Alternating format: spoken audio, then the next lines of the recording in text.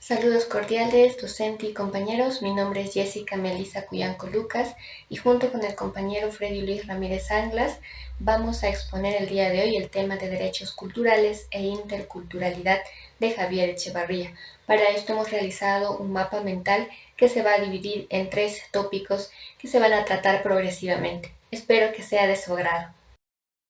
En el primer tópico tenemos las definiciones. Para esto tenemos que entender qué es la interculturalidad, que de acuerdo a Javier Echevarría se divide en 2, inter y cultura. Inter es el diálogo que reasume la multiculturalidad y el mestizaje, entendiéndose a la multiculturalidad como el respeto y el mestizaje como la mezcla o síntesis. La cultura tiene 3 niveles. El primero, que son los instrumentos, que es el conjunto de medios para la producción de bienes, que son acumulables y transferibles. El segundo, que son las instituciones, son las formas de existencia social normativas ligadas a dinámicas de poder que son difícilmente transferibles. Y el tercero, que es el nivel ético-simbólico, marcada por tradiciones y costumbres que también son difícilmente transferibles a otras culturas. Por lo tanto, de acuerdo a Javier Echevarría, la interculturalidad es la mejor expresión concreta de los derechos culturales y deberes que tenemos. En el segundo tópico se encuentran los derechos culturales, que son las razones ético-jurídicas de la interculturalidad. Para esto Javier Echevarría nos explica primero la cultura nacional, que se arroga de la violencia legítima, la soberanía territorial, el control de la economía interna, que actualmente está sufriendo una crisis tanto externa por la globalización e interna por la reivindicación de los derechos etnoidentitarios de los grupos. El segundo, la multiculturalidad, que es una fuerte conexión entre la identidad personal y la cultura, que nos dan horizontes de sentido y planes de vida.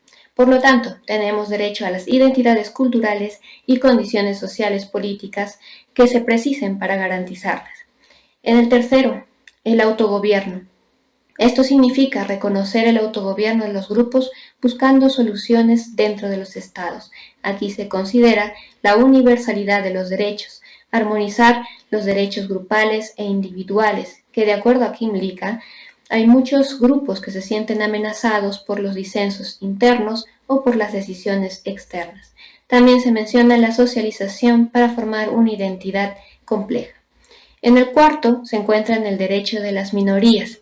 Aquí Eduardo Riz define de muchas formas lo que es una minoría.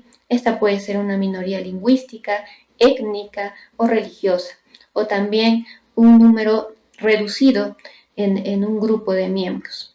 También se define como una nacionalidad jurídica del Estado en el que residen o también haber estado asentados históricamente en un territorio del Estado. Acá se habla también de 3 bloques de derechos. El primero, los derechos civiles, donde están los derechos a la libre expresión, a la libre asociación, a la vida familiar y privada, o el derecho a no ser discriminados por ser diferentes. También se habla de una intervención más explícita del Estado, como por ejemplo el derecho a la educación en nuestra lengua propia en las entidades públicas educativas. Y por último, también el derecho a determinados grados de autogobierno político o administrativo.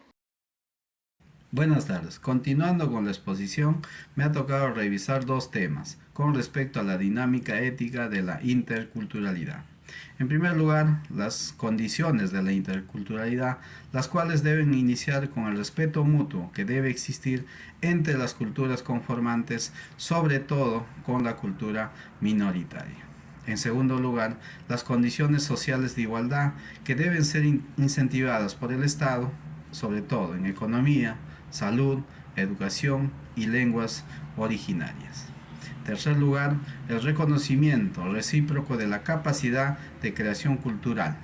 Si bien estas culturas minoritarias tienen sus limitaciones, tienen sus fallos, también tienen sus riquezas, las cuales deben ser valoradas. Finalmente, se debe incentivar políticas de protección externa, a través de ¿qué? De controlar la migración interna, la demarcación territorial, descentralización del poder y estimular el uso de las lenguas originarias, sobre todo de estas culturas minoritarias. Todo ello a través de diálogos y acuerdos.